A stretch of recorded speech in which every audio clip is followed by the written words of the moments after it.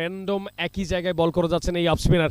Reverse সুইপে try করেছেন, কানেক্টটা হয়েছে এবং প্রথম ছক্কা সৌম্য সরকারের ব্যাট থেকে। চেষ্টাটা করতেই হবে যেহেতু 27 ওভারের ক্রিকেট এবং ব্যাক টু ব্যাক 4টি বল কিন্তু ডট এনেছিলেন এই ডানাতি অফ স্পিনার। সেই জায়গাটায় ডিফারেন্ট একটা চেষ্টা করেছেন, কানেক্টটা প্রপার করেছেন, বলটাকে চোখে রেখেছেন এবং যেহেতু ফোর্থ স্ট্যাম্পের ছিল যে কারণে লেগ বিফোরের রিস্কটাও অনেক কম ছিল, বডি লাইনে বল করেছেন এবং আলতু করে জাস্ট টাচ করেছেন যেহেতু ব্যাটার জানেন যে ফাইন লেগটাকে উপরে উঠানো রয়েছে এবং আমার মনে হয় যে শর্ট ফাইন লেগে যখন আপনি ফিল্ডার রাখবেন অ্যাজ এ বোলার আপনি বডি লাইনে বল করা অনেকটাই রিস্কি বা অনেকটাই ক্রাইম টাইপের বল এবং আলতু করে কিন্তু প্লেসমেন্টটা করেছেন ডিপ ফাইন লেগ অঞ্চলে কমফোর্টেবলি। আর একটি সারের মার জিশান আলমের ব্যাট থেকে এবং সেই সাথে চতুর্থ ওভার খেলা সমাপ্ত। 4 ওভার শেষে দলীয় স্কোর দাঁড়ালো 25, কোনো উইকেট না হারিয়ে আবাহনী লিমিটেড।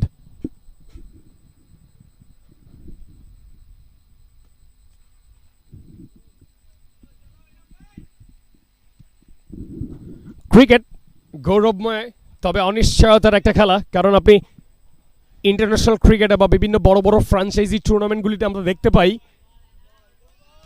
লাস্ট ওভারে যদি 20 বা 22 বা 25ও দরকার হয় সেটাও কিন্তু চেঞ্জ হয়ে যায় অনেক সময়। সো সেই জায়গাটায় সিটি ক্লাব বেশ ভালো একটা ব্যালেন্স টিম এবং গত বছর প্রথম বিভাগ ক্রিকেট থেকে ওনারা এই বছর প্রিমিয়ার লিগে উঠেছেন এবং এই টুর্নামেন্টে পার্টিসিপেট করেছেন। সেই জায়গাটায় আবাহনী লিমিটেড যথেষ্ট কোয়ালিটিফুল একটা দল যাদের কিনা ঘরোয়া ক্রিকেটের সবচাইতে বেশি অ্যাচিভমেন্ট এবং সবচাইতে বেশি চ্যাম্পিয়ন ট্রফি কিন্তু তাদের দখলে আবাহনী লিমিটেডের।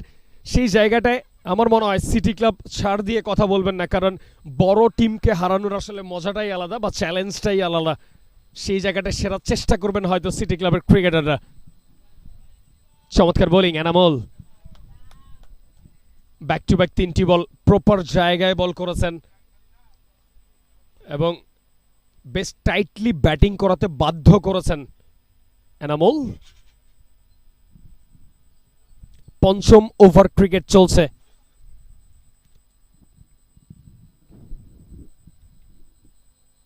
অনেকটা ফ্ল্যাটার টাইপের ছিল যেহেতু ব্যাক টু ব্যাক 3টি বল ডট দিয়েছেন। দিস ইজ কল ম্যাচুরিটি, কারণ আপনি যদি র্যান্ডম একটা জায়গা ধরে রাখতে চান, দেখার বিষয় যে নিয়াদুজ্জামান কোন জায়গাটায় বল করেন সেটাই কিন্তু দেখেছি আমরা। স্লগ সুইপে গিয়েছেন, ক্লিয়ার করতে পারেননি ডিপ মিড উইকেট এবং যেই কথাটা বলছিলাম যেহেতু বাহাতি স্পিনার ব্রেইন অনেক সময় আসলে কমিটেড ডিসিশনটা নেওয়ার জন্য হেল্প করে, সেই ডিসিশনটাই কিন্তু নিয়েছেন সৌম্য সরকার।